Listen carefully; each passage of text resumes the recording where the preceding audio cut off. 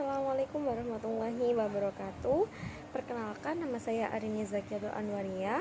Kali ini saya akan menjelaskan mengenai masa pemerintahan Gus Dur.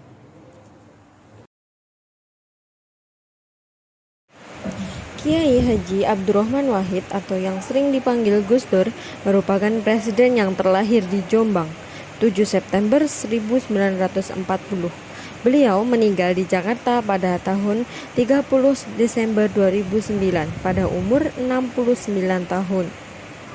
Wahid dimulai pada 20 Oktober 1999 dan berakhir pada sidang istimewa MPR pada tahun 2001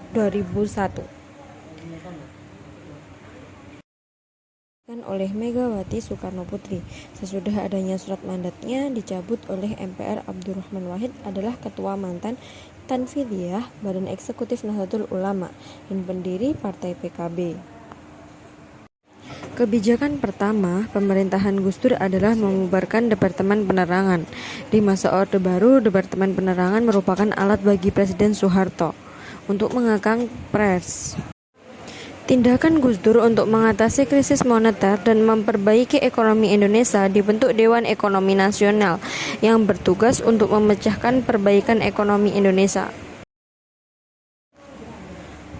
Gus Dur juga melanjutkan proses reformasi militer, mengambil tindakan untuk menciptakan supremasi sipil dengan cara memilih Menteri Pertahanan dari kalangan sipil, yaitu menunjuk Juwono Sadarsono yang kemudian digantikan oleh Profesor Dr. Mahfud MD. Gus Dur juga memilih Laksamana Widodo sebagai Panglima TNI karena pemilihan Laksamana Widodo ini merupakan suatu dobrakan atas tradisi mengingat dari awal berdirinya organisasi militer di Indonesia.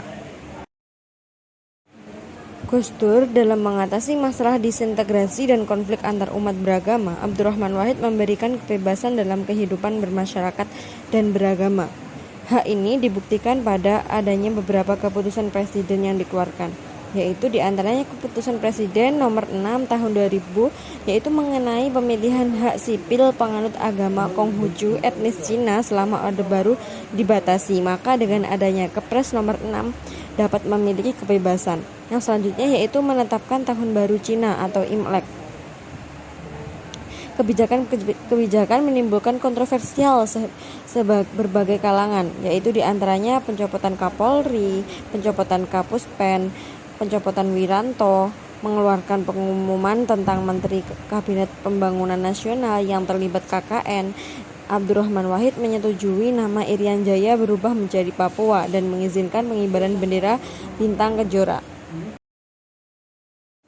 Dalam kepemimpinan Gus Dur yang selalu memimpin dengan cara karismatik, hal itu juga memiliki dampak negatif atau beresiko, karena kerja dari hasil kepemimpinan sulit untuk ditebak.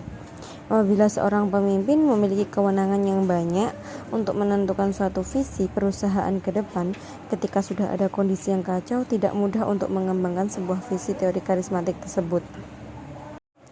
Ada 3 hal yang menjadi kelemahan Gus Dur. Hal itu diucapkan oleh Mahfud MD yang pernah menjabat sebagai menterinya. Yang pertama yaitu Gus Dur tidak suka pada detail dan teknis persoalan. Yang kedua, Gus Dur acap kali menyederhanakan persoalan. Yang ketiga, Gus Dur tidak suka dilawan dan tidak mau melakukan kompromi jika ia merasakan bahwa kompromi itu merugikan dirinya dalam politik. Padahal kompromi dan pendekatan terhadap lawan merupakan bagian penting di dalam pergulatan politik. Berakhirnya masa pemerintahan Presiden Abdurrahman Wahid. Pada akhir tahun 2000 terdapat banyak elit politik yang kecewa dengan Abdurrahman Wahid. Orang yang paling menunjukkan kekecewaannya adalah Amin. Ia menyatakan kecewa mendukung Gus Dur sebagai presiden. Amin juga berusaha mengumpulkan oposisi dengan meyakinkan Megawati dan Gus Dur untuk merenggangkan otot politik mereka.